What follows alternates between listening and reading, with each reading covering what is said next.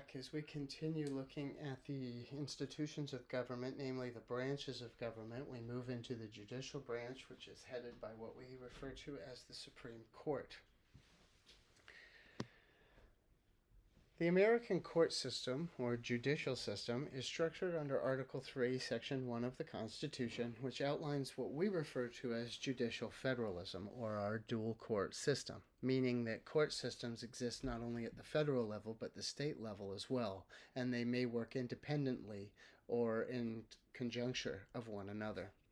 We organize these into two facets, what we call district courts at your local regional level, and circuit courts of appeal, which are more broad on the regional landscape of the country, broken into certain circuit courts.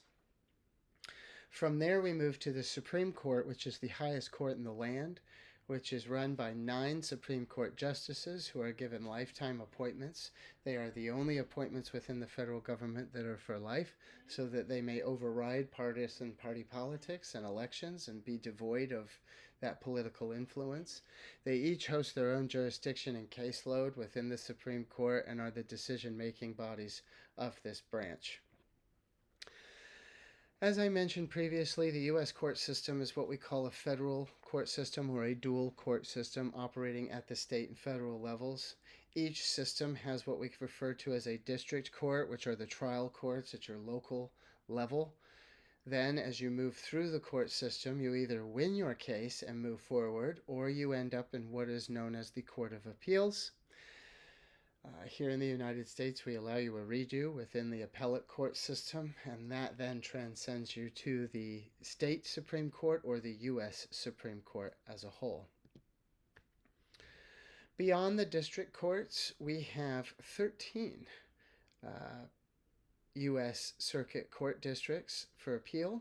This is done on a regional basis that more broadly categorizes the country as it moves its way towards the Supreme Court. D.C. has 2, one representing the District of Columbia itself, the other representing the federal government as an entity. The appellate court system to the Supreme Court is pretty straightforward. At the state level, shown in red, a defendant loses their case at that local district level. They go to the appellate court system, then to their state Supreme Court, and then the Supreme Court as a whole. Whereas if it's a federal case, highlighted in blue, they would try it in their district court, go to the Circuit Court of Appeals, then the Supreme Court themselves. Very similar roadmap.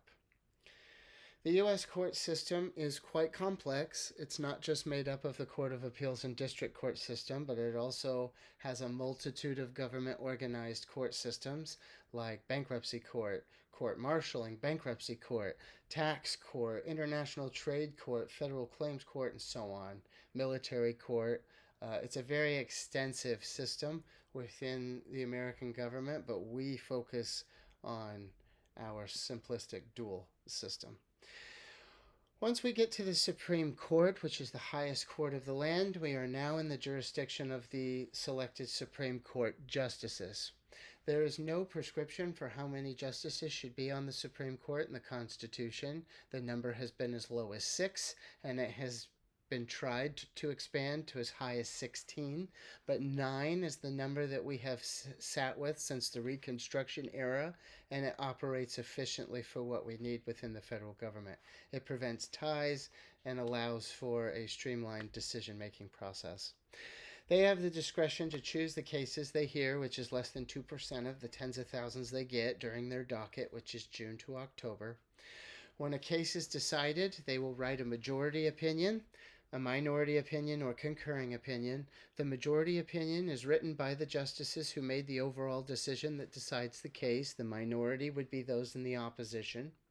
The concurring opinion is one that agrees with the outcome, but not the way in which it was derived. All of these are recorded for historical record and judicial review so that decisions can be made, changed, or implemented in the future.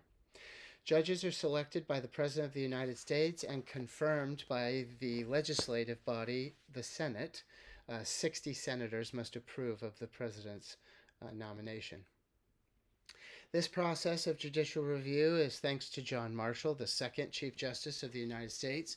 When the first Chief Justice has to step down to become the governor of New York, John Marshall is selected on the very last day of John Adams' one-term presidency during what he called the Midnight Appointments, where he put a bunch of Federalists in office before anti-Federalist Thomas Jefferson took office.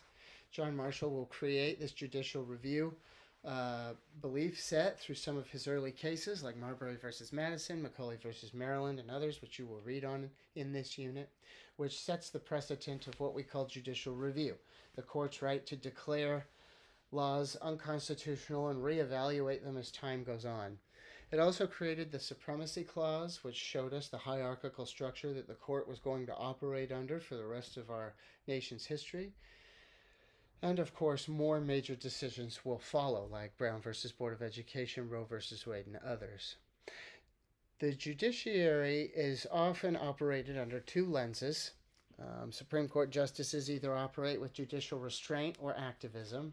Restraint means that they do not see themselves as any type of lawmaker or any type of influencer of policy, that they simply interpret the Constitution as written and make decisions based off of that, while others see themselves as somewhat of an activist, that they are there to promote a certain set of ideals, policies, or ideas. We have had elements of both hold the office of the judiciary. And that brings us to the bureaucracy, which we will start in the next video.